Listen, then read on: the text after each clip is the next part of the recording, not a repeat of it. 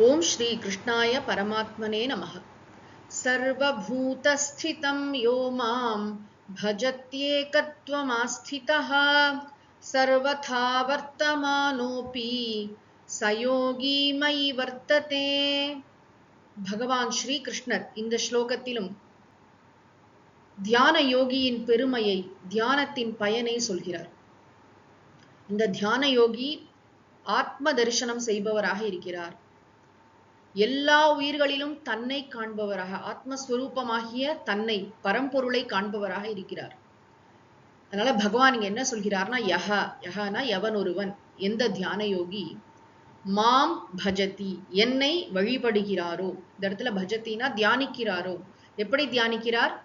பகவான் எப்படிப்பட்டவராக இருக்கிறார்? பகவான் கோவில்ல இருக்காரா? ஒரு விக்கிரகத்துல இருக்காரா? ஒரு குறிப்பிட்ட இடத்துல இருக்காரா? குறிப்பிட்ட அவதாரமாக இருக்கிறாரா? இங்க கிருஷ்ண அவதாரம் தானே. ஆனா என்ன சொல்கிறார்?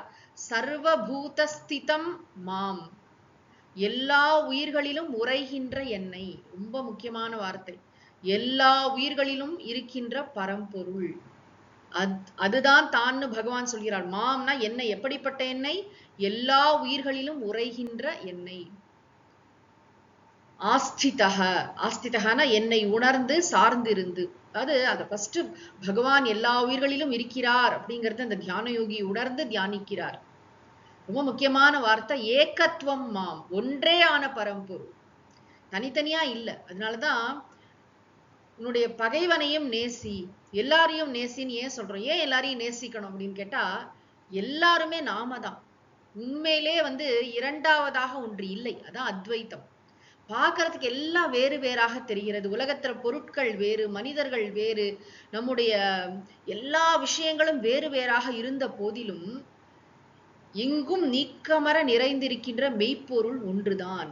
அந்த தெய்வீகத்தன்மைன்னு சொல்றோம்ல, அது ஒன்றுதான். ஆத்ம ஏகத்துவம்.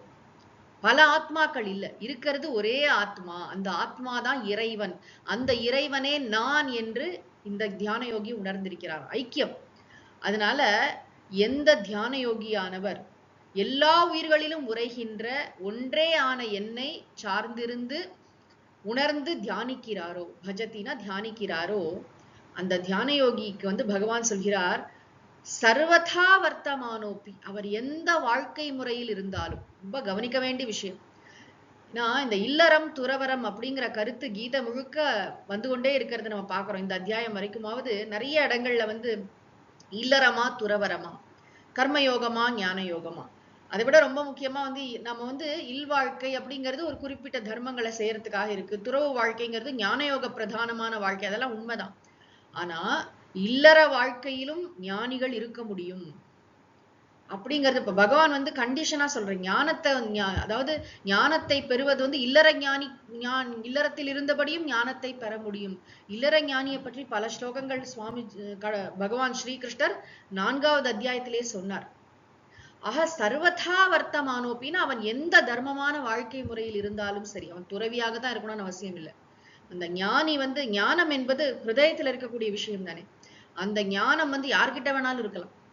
ஒரு குழந்தைகிட்ட கூட இருக்கலாம், ஒரு பிரம்மச்சாரிட்ட இருக்கலாம், ஒரு இல்லறத்தான்ட்ட இருக்கலாம், துறவிட்ட இருக்கலாம், வானப்பிரஸ்தன்ட்ட இருக்கலாம், யார்கிட்ட வேணாலும் இருக்கலாம்.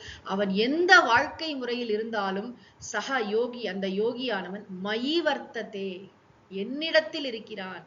என்னிடத்தில் இருக்கிறான்னு அர்த்தம் நானே அவன் அர்த்தம். ஒரு பேச்சுக்காக என்னிடத்தில். அப்ப பகவான் ஒரு இடத்துல இருக்கார், அவர்கிட்ட இருக்கார், அப்படி பர்சனல் விஷயம் அல்ல. அது என்ன விஷயம் அப்படின்னா, என்னிடத்தில் இருக்கிறார்னா என்னை மெய்ப்பொருளாக உணர்ந்திருக்கிறார். இருப்பது ஒரே மெய்ப்பொருள் தான். திரும்ப திரும்ப சுவாமிஜியோட அந்த மகா வாக்கியத்துக்கு தான் நம்ம போகணும். தூய உணர்வாகிய என் மீதுதான் உயிர்களும், உயிர்களுக்கு உயிரான இறைவனும், உலகங்களும், உள்ளங்களும், உடல்களும் மாயையால் கற்பிக்கப்பட்டிருக்கின்றன. அப்ப எல்லா உயிர்களுக்குள்ளேயும் உள்ள சாரமா இருக்கிறது எது? மெய்ப்பொருள். எனக்குள்ள உயிராகிய எனக்குள்ள சாரமா இருக்கிறது எது? மெய்ப்பொருள். இறைவன் அப்படின்னு கடவுள், ஈஸ்வரன் வச்சிருக்கோமே, அவருடைய எசன்ஸ், அவருடைய சாரமா இருப்பதுன்னா மெய்ப்பொருள். அப்பது இருப்பது ஒரே மெய்ப்பொருள் மட்டுமே. தூய இருப்பு உணர்வு இன்பமான சச்சிதானந்தமான அந்த மெய்ப்பொருள் மட்டும்தானே இருக்கிறது. அந்த மெய்ப்பொருளே நான் என்று இந்த ஞானி உணர்ந்திருக்கிறார். ஆனால் பகவானுக்கும் எனக்கும் வேற்றுமை இல்லை. அதனாலதான் ஞானீத்து ஆத்மைவ மேமத்தம்னு சொன்னார் பகவான். மற்ற எல்லா பக்தர்களும் சிறந்தவர்கள் தான். ஆனா ஞானி நானேன்னு சொல்ல, ஏன்னா நானே அவன் என்பதை உணர்ந்திருப்பதால். உண்மையிலே நம்ம எல்லாரும் பகவத் ஸ்வரூபம். பகவானுக்கும் நமக்கும் பேதம் இல்லை. இந்த உயர்ந்த சாஸ்திரத்தை பகவான் ஸ்ரீகிருஷ்ணர் சொல்கிறார். என்ன சொல்கிறார்? எந்த தியான யோகி எல்லா உயிர்களிலும் உரைகின்ற ஒன்றே ஆன என்னை சார்ந்திருந்து தியானிக்கிறானோ அவன் எத்தகைய வாழ்க்கை முறையில் இருந்தாலும் அவன் என்னிடத்தில் இருக்கிறான் அப்படின்னு பகவான் அருமையாக இந்த ஸ்லோகத்தில் சொல்லியிருக்கிறார். ஓம் சாந்தி சாந்தி சாந்தி. ஹரிஹி ஓம் தத்சத். சர்வம் ஸ்ரீ கிருஷ்ணார்ப்பணமஸ்து.